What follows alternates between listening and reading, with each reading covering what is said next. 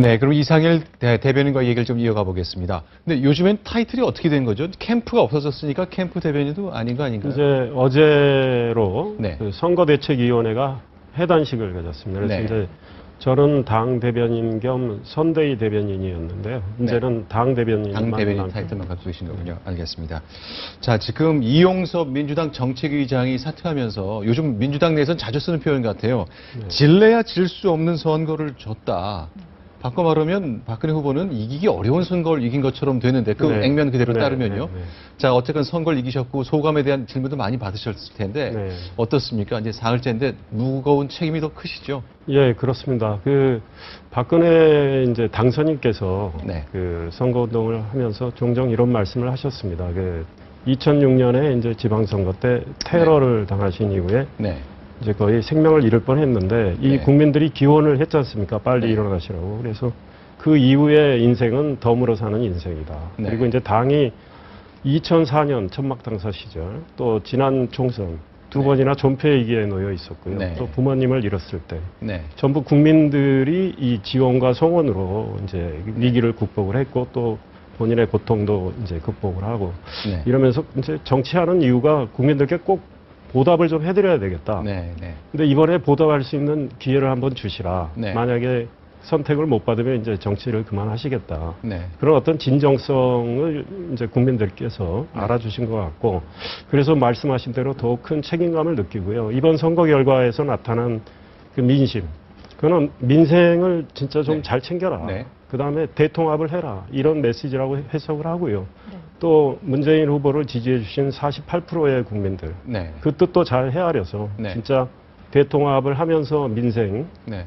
살리는 이 길을 가야 되겠죠. 그게 제일 중요하다고. 이제 선거 승리 이제 48시간쯤 됐는데 네. 표정이 밝지 않으세요. 사실은 지금 좀 한참 웃고 활짝 웃으셔도 될 때 같은데 굉장히 큰 무게감을 좀 느끼시는 것 같습니다. 네, 무거운 책임감이죠. 아무래도 네.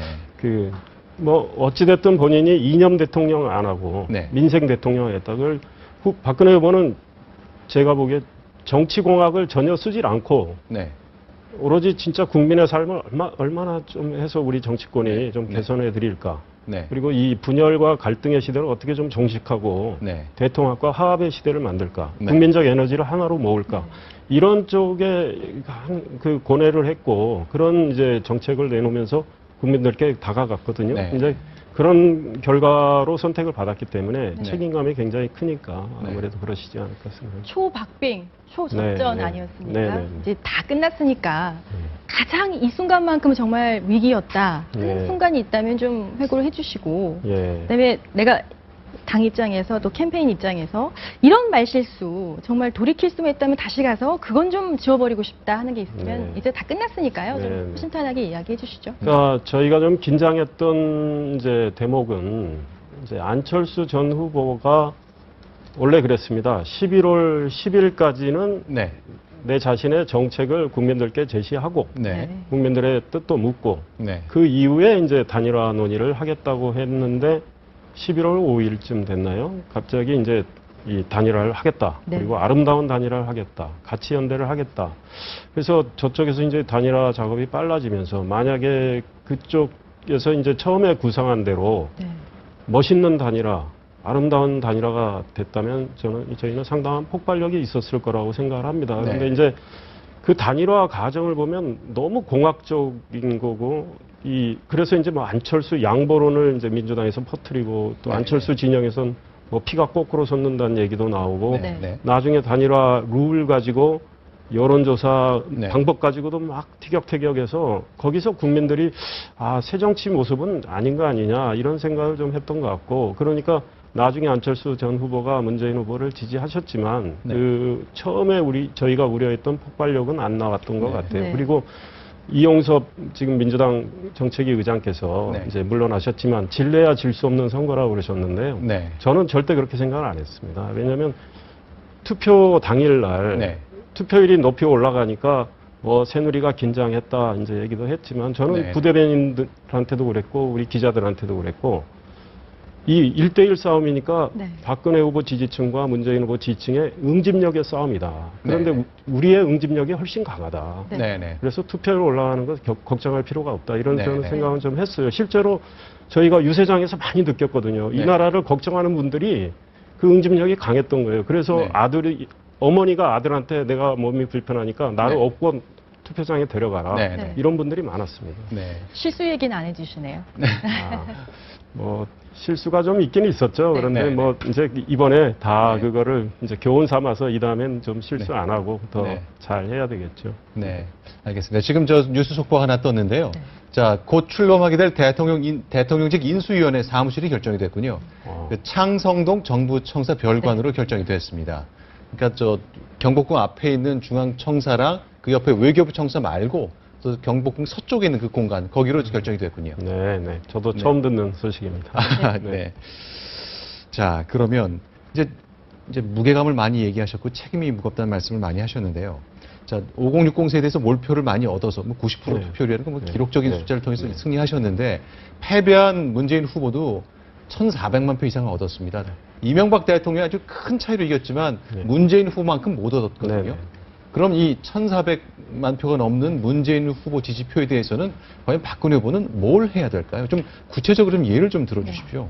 글쎄 이제 당선인께서 구상을 하시겠지만 이 말씀하셨죠. 이제 그 문재인 후보를 지지해 주신 그쪽의 이제 국민들 그 뜻도 헤아리고 또 야당을 이제 국정의 파트너로 삼겠다고 말씀을 하셨고 네. 그건 결국은 이제 대통합의 길을 가시겠다는 거거든요. 네. 그러니까 지금 이제 이번 선거 과정에서 뭐 여야가 치열하게 싸움으로 인해서 네. 국론이 분열돼 있고 대립과 갈등의 골이 상당히 큰데 네. 이거를 이제 메울 수 있는 거는 결국은 대통합이고요. 이제 네. 그거를 할 수 있는 건 뭐 당선인이 말씀하신 대로 인사 대탕평, 뭐 균형 인사 또 이런 걸 통해서 하나하나 또 네. 지역 균형 발전도 강조를 해오셨기 때문에 네네. 뭐 그런 것들을 이제 하나하나 뭐랄까 네. 이 이제 구슬을 잘 깨가지고 네네. 이렇게 국민들께 보여드리면 국민들이 이 박근혜 당선인의 그 진정성, 네. 그 의지를 이제 평가하지 않으실까 이런 생각. 네. 그러면 이제 오늘이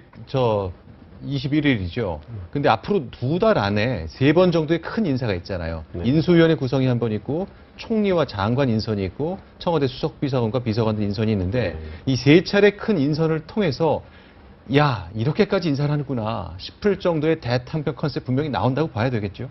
저는 뭐 박근혜 당선인이 신뢰의 정치인이라는 브랜드를 갖고 계십니다. 네. 그거는 15년 정치를 하시면서 작은 네. 약속도 반드시 지키는 모습을 보였기 때문에 네. 그게 이번 선거에 저는 큰 승리의 밑거름이 됐다고 봅니다. 이번 네, 선거 네. 승리의 밑거름이 됐고 그래서 그런 그 정치를 네. 아마 이제 대통령에 이제 취임하시기 전에도 그랬고 취임하신 후에도 네. 아마 그런 길을 가지 않을까 이런 기대를 합니다. 네.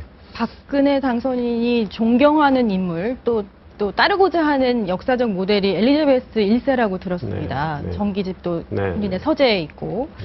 근데 엘리자베스 1세의 리더십을 보면 어떤 특정 팩션, 특정 어떤 도당을 두지 않거든요. 세력의 균형을 네, 네. 굉장히 중요시했는데 박근혜의 리더십과 엘리자베스 1세의 리더십에서의 어떤 그 공통 분모가 이번 지금 김행국께서 얘기하신 인사에서 아주 잘 반영될 거라고 보시나요? 네, 뭐 그렇게 생각하고 지금 박근혜 당선인 주변에 네. 뭐 박근혜 당선인도 선거 기간 동안 또 그 전에도 말씀을 하셨지만 이분이 뭐 지역을 보고 학교를 보고 뭐 이렇게 네. 해서 사람을 쓰는 게 아니고 이제 능력 품성을 보고 쓰시는데요. 네. 네. 뭐 본인도 그걸 기준으로 삼는다고 말씀하셨지만 네. 그렇게 하다 보니까 네. 주변에 상당히 결과적으로 골고루 이 균형 인사가 되는 측면이 있습니다. 그래서 이미 지금까지도요. 예, 그래서 뭐 지금 박근혜 당선인 주변에 뭐 저도 호남 출신이지만 네. 뭐 호남 출신들이 꽤 많이 있고 네. 그런 것들도 호남에서 이번에 이제 2자릿수 처음으로 기록을 했는데 호남에서 이제 그 유권자들이 평가를 해주신 걸로 보거든요. 그래서 네, 네. 박근혜 후보가 제가 보기엔 제일 싫어하시는 게 이 평가르기입니다. 그래서 네, 네.